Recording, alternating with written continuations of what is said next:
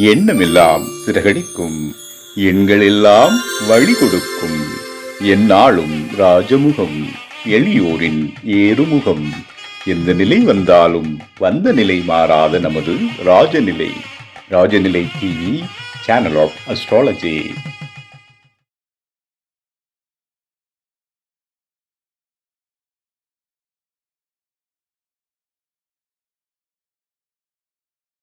வாழ்க வையகம், வாழ்க வையகம், வாழ்க வளமுடன். அம்மா அப்பா பாதம் பணிந்து வணங்குகிறேன்.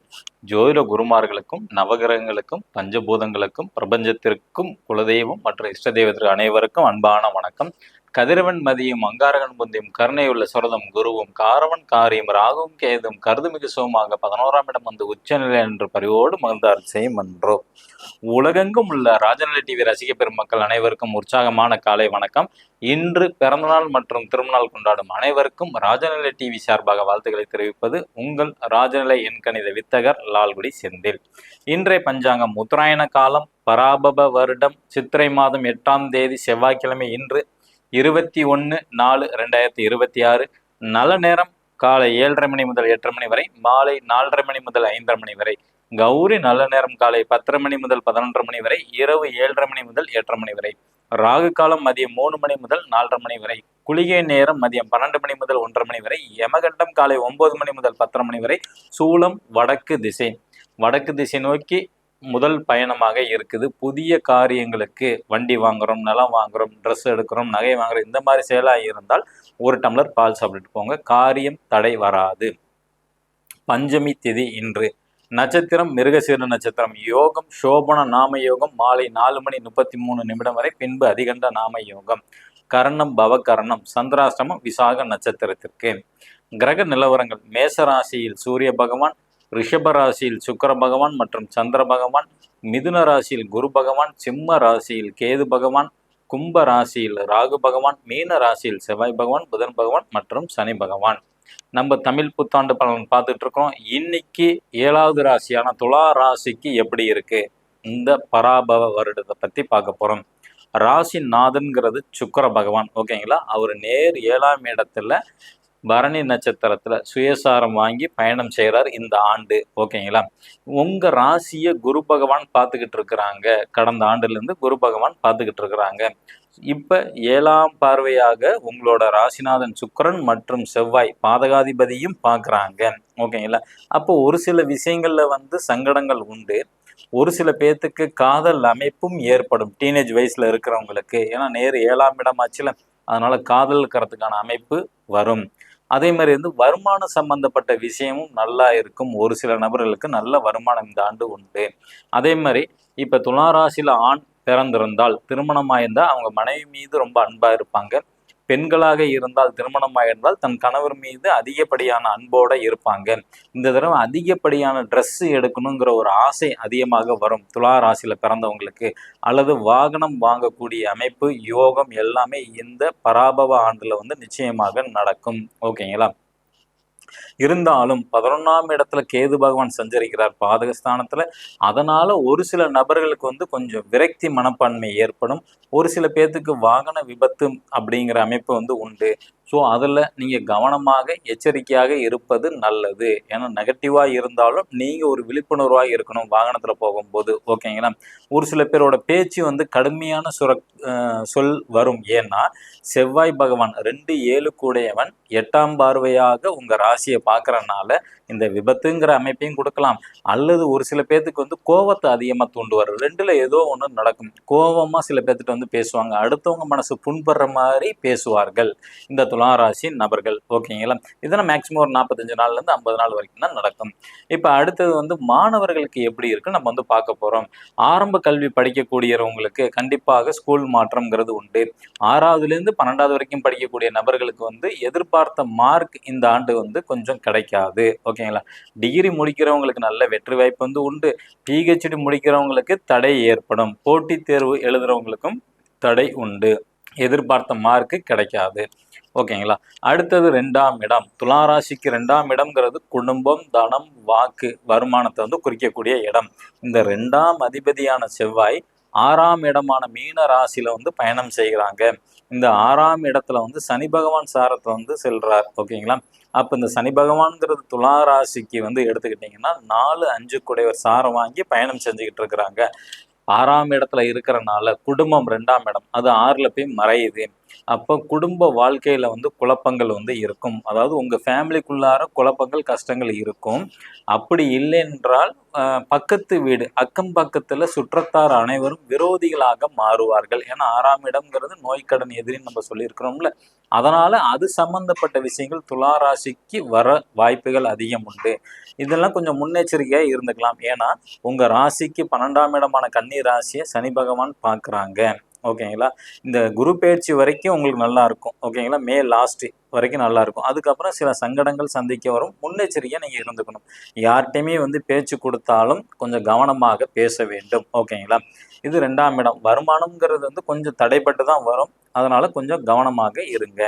அடுத்தது 3ஆம் இடம்ங்கிறது இளைய சகோதர சகோதரி மற்றும் மாமனார் குறிக்கக்கூடிய இடம் தான் 3ஆம் இடம். அதனோட அதிபதியான குரு பகவான் 9ஆம் இடம் துலா ராசிக்கு 9ஆம் இடத்துல சுயசாரம் புனர்பூச நட்சத்திரத்துல புஷ்கர நாமத்துல பயணம் செய்யறதுனால உங்களோட தம்பி தங்கைக்கு நல்ல அற்புதமான காலங்கள். ஏன்னா அது தன் ஸ்தானத்துக்கு 7ஆம் இடத்துல இருக்கிறனால உங்க தம்பியா இருந்தா அவங்க மனைவி மீது பிரியமாக இருப்பார். அதாவது உங்க தம்பி அவர் மனைவி மீது அதிகப்படியான அன்பு செலுத்துவார். உங்க தங்கச்சியா இருந்தா அவங்க கணவர் மீது அதிகப்படியான அன்பு செலுத்துவாங்க. பயணங்கள் அதிகமாக மேற்கொள்வாங்க. நீண்ட தூரம் பயணம் மேற்கொள்றதுக்கான வாய்ப்புகள் அதிகம் வந்து உண்டு. தனுசு ராசி உங்க ராசிக்கு 3ஆம் இடம் தனுசு தான். ஓகேங்களா? அது வந்து சனி பகவான் பார்க்கறனால கொஞ்சம் கவனமாக இருக்கிறது நல்லது. ஒரு சில பேர்த்துக்கு ஃபேமிலியில வந்து அறுவை சிகிச்சை வர்றதுக்கான வாய்ப்புகள் வந்து உண்டு. தம்பி தங்கச்சிக்கு அல்லது மாமனாருக்கு அப்படிங்கிற அமைப்பு வந்து வரும். கொஞ்சம் கவனமாக இருப்பது நல்லது. 4ஆம் இடம் தாய் ஸ்தானம். ஓகேங்களா? சனி பகவான் 6ஆம் இடத்துல வந்து பயணம் செய்கிறார். சுயசாரம். அப்பளோட உங்க அம்மாவை பொறுத்த வரைக்கும் அவங்க உடன்பிறப்பு, அதாவது உங்க தாய் மாமா உங்களோட சித்தி மேல ரொம்ப அன்பு பாசமா இருப்பாங்க. அவங்களோட உதவியை வந்து எதிர்பார்ப்பார்கள். ஓகேங்களா? குறுகிய பயணம் வந்து அதிகமாக ஏற்படும். அவங்களுக்கு அலைச்சல்கள் வந்து அதிகமாக இருக்கும். துலா ராசியில பிறந்தவங்களோட அம்மாவுக்கு வந்து அலைச்சல்கள் அதிகமா இருக்கும். அம்மாவோட கருத்து வேறுபாடும் ஏற்படும் துலா ராசியில பிறந்தவங்களுக்கு. 4ஆம் இடம் தான் வீடு வாங்கணும் சொல்லக்கூடிய அமைப்பு. இந்த ஆண்டு பொறுத்த வரைக்கும் நீங்க எதுவுமே வாங்காம இருப்பது ரொம்ப சிறப்பு. ஏன்னா 6ஆம் இடம்ங்கிறது கடனை குறிக்கக்கூடியது. அப்ப நீங்க வீட்டுக்கு லோன் வாங்குறது. பொதுவா இப்போ உள்ள ஜென்ரேஷன் வந்து லோனுங்கிற அமைப்புல தான் போறாங்க. அப்ப அந்த லோன் வந்து உங்களால திருப்பி கட்ட முடியுமா அப்படின்னு பாத்தீங்கன்னா கட்ட முடியாது. இப்ப இந்த குரு பார்வை இருக்கிறனால உங்களுக்கு அதிகப்படியான நம்பிக்கை வந்துடும். பிளான் எல்லாம் பக்காவா போடுவீங்க. ஆனா குரு பயிற்சி ஆன பிறகு அந்த அமைப்புங்கிறது தடைப்பட்டு போயிடும். அதனால கொஞ்சம் கவனமாக இருப்பது நல்லது. வாங்காம இருப்பது சிறப்பு. நீங்க வசிக்கக்கூடிய வீடு சொந்த வீடா இருந்தா வாஸ்து சம்பந்தப்பட்ட குறைபாடு இருக்கும். அதை நிவர்த்தி செய்யறதுக்கு வாஸ்து சம்பந்தப்பட்ட நிபுணர்களை வந்து கூட்டு நீங்க வந்து வீட்டுல வந்து சரி செய்யக்கூடிய காலங்கள் இந்த காலம் அப்படி அமைப்பு வரும். அடுத்தது 5ஆம் இடம்ங்கிறது குழந்தையை குறிக்கக்கூடியது. சனி பகவான் 6ஆம் இடத்துல வந்து பயணம் செய்யறாங்க. ஓகேங்களா? அப்போ உங்களுக்கும் உங்களோட குழந்தைக்கும் கருத்து வேறுபாடு ஏற்படும். துலா ராசியில பிறந்தவங்களோட குழந்தை டீனேஜ் வயசுல இருக்கிறாங்க, காலேஜ் படிக்கிறாங்கன்னா காதல் வயப்படும் அல்லது வந்து சொன்ன பேச்சை கேட்க மாட்டாங்க. ஆரோக்கியத்துல வந்து குறைவு ஏற்படும் அவங்களுக்கு. ஓகேங்களா? உடல் பருமன் ஏற்படும். வெயிட் கொஞ்சம் அதிகமாக போடுவார்கள். அவங்கள பொறுத்த வரைக்கும் இனிப்பு அதிகமாக விரும்பி சாப்பிடுவாங்க. அதனால உடல் வெயிட் வந்து தவிர்க்க முடியாது துலா ராசியில பிறந்தவங்களோட குழந்தைக்கு. Okay sir. இப்போ எங்களுக்கு புதுசா துலா ராசியில பிறந்தவங்களுக்கு திருமணம் ஆயிருக்கு, குழந்தை பாக்கியம் உண்டா அப்படின்னு கேட்டீங்கன்னா முதல் குழந்தை அப்படிங்கிற அமைப்பை வந்து பார்த்துக்கிட்டிங்கன்னா நிச்சயமாக கிடைக்கும். ஓகேங்களா? துலா ராசியில பிறந்தவங்களுக்கு முதல் குழந்தைங்கிற அமைப்பு வந்து யோகம் வந்து உண்டு. மேக்சிமம் குரு பயிற்சிக்கு முன்னாடி அந்த அமைப்பு வரும். அது ஆண் குழந்தை பிறக்கிறதுக்கான வாய்ப்பையும் கொடுக்கும். 2வது குழந்தைக்கு முயற்சி செய்யறவங்களுக்கு வாய்ப்பு கம்மி. ஓகேங்களா? அடுத்தது வந்து பார்த்தீங்கன்னா அரசியலில் இருக்கிறவங்களுக்கு எப்படி இருக்கும் அப்படின்னு கேட்டுக்கிட்டிங்கன்னா மே மாதம் 28ஆம் தேதிக்கு பிறகு தான் அவங்களுக்கு வந்து நல்ல அமைப்புங்கிறது வந்து கொஞ்சம் வரும். ஓகேங்களா? கொஞ்சம் கவனமாக இருக்க வேண்டும். மே மாதம் 28ஆம் தேதி வரைக்கும் கொஞ்சம் அரசியலில் இருக்கிறவங்களுக்கு கொஞ்சம் கவனம் தேவை. ஓகேங்களா? ஏன்னா வம்பு வழக்கு இதெல்லாம் வந்து சேரக்கூடிய காலங்கள் மே 28க்கு பிறகு வரும். ஓகேங்களா? ஏன்னா இப்போ குரு பார்வையில் 5ஆம் இடம் இருக்கிறனால உங்களுக்கு இப்போ ஒன்றும் பண்ணாது.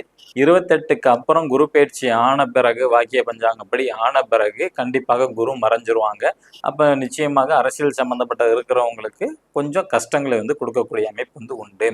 துலா ராசியோட தமிழ் புத்தாண்டு பலன்கள் அடுத்த பார்ட்டை வந்து நம்ம நாளைக்கு ராசி பலன் வந்து பார்ப்போம். புதுசாக பார்க்கக்கூடிய நண்பர்கள் இந்த மாதிரி ஒரு பர்மனெண்ட் மார்க்கர் வாங்கிங்க. உங்கள் ராசிக்கு உண்டான நம்பரை வந்து கையில் எழுதுங்க. எழுதும்போது உங்களோட கோரிக்கையை நினச்சிட்டு எழுதுங்க. 100 நாளில் கண்டிப்பாக நடக்கும். எழுதக்கூடிய டைமிங்னு இருக்குது. காலையில் 6:06, 6:08, 6:22, 6:26, 6:33, 6:42, 6:51 எக்ஸாக்டாக துல்லியமாக இந்த நேரத்தில் தான் எழுத வேண்டும். 6 மணிக்கு அப்புறம் 8:06, 8:08, 8:26, 8:22, 8:33, 8:42, 8:51 இது குளிச்சுட்டு எழுதலாமா, குளிக்காமல் எழுதலாமா, அதெல்லாம் டவுட் இருக்கும். மேக்சிமம் 99% குளிச்சுட்டு எழுதுனா சிறப்பு.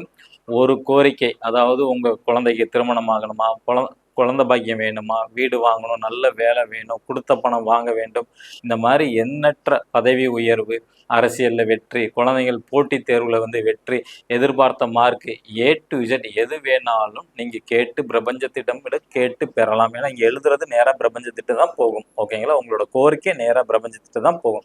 அப்போ அதுக்கு தகுந்த மாதிரி நீங்கள் பாசிட்டிவாக தான் கேட்டு எழுதணும். லக்னம் அல்லது ராசி எது தெரிஞ்சாலும் நீங்கள் எழுதுங்க, மனதார எழுதுங்க, வெற்றி நிச்சயம். மேச ராசி அல்லது மேச லக்னத்தில் பிறந்த நண்பர்கள் இன்று பயன்படுத்த வேண்டிய ராஜநிலை அதிர்ஷ்டமான எண் 32. ரிஷப ராசி அல்லது ரிஷப லக்னத்தில் பிறந்த நண்பர்கள் இன்று பயன்படுத்த வேண்டிய ராஜநிலை அதிர்ஷ்டமான எண் 42. மிதுன ராசி அல்லது மிதுன லக்னத்தில் பிறந்த நண்பர்கள் இன்று பயன்படுத்த வேண்டிய ராஜநிலை அதிர்ஷ்டமான எண் 45. கடகராசி அல்லது கடக லக்னத்தில் பிறந்த நண்பர்கள் இன்று பயன்படுத்த வேண்டிய ராஜநிலையின் அதிர்ஷ்டமான எண் 72. சிம்ம ராசி அல்லது சிம்ம லக்னத்தில் பிறந்த நண்பர்கள் என்று பயன்படுத்த வேண்டிய ராஜநிலையின் அதிர்ஷ்டமான எண் 41. கன்னி ராசி அல்லது கன்னி லக்னத்தில் பிறந்த நண்பர்கள் என்று பயன்படுத்த வேண்டிய ராஜனின் அதிர்ஷ்டமான எண் 97. துலா ராசி அல்லது துலா லக்னத்தில் பிறந்த நண்பர்கள் பயன்படுத்த வேண்டிய ராஜநிலை அதிர்ஷ்டமான எண் 74. விருச்சக ராசி அல்லது விருச்சக லக்னத்தில் பிறந்த நண்பர்கள் என்று பயன்படுத்த வேண்டிய ராஜனின் அதிர்ஷ்டமான எண் 99. தனுசு ராசி அல்லது தனுசு லக்னத்தில் பிறந்த நண்பர்கள் பயன்படுத்த வேண்டிய ராஜனின் அதிர்ஷ்டமான எண் 95. மகர ராசி அல்லது மகர லக்னத்தில் பிறந்த நண்பர்கள் பயன்படுத்த வேண்டிய ராஜனின் அதிர்ஷ்டமான எண் 06. கும்ப ராசி அல்லது கும்ப லக்னத்தில் பிறந்த நண்பர்கள் பயன்படுத்த வேண்டிய ராஜனின் அதிர்ஷ்டமான எண் 29. மீன ராசி அல்லது மீன லக்னத்தில் பிறந்த நண்பர்கள் பயன்படுத்த வேண்டிய ராஜநிலையின் அதிர்ஷ்டமான எண் 04. இது அனைத்தும் காமனான பலன். உங்கள் ஜாதகப்படி நீங்கள் பயன்படுத்தக்கூடிய பாஸ்வேர்டு, ஏடிஎம் பின் நம்பர், மொபைல் நம்பர் இதெல்லாம் அதிர்ஷ்டமான நம்பரா அப்படின்னு தெரிஞ்சுக்க கீழே உள்ள வாட்ஸ்அப் நம்பருக்கு தொடர்பு கொள்ளுங்க.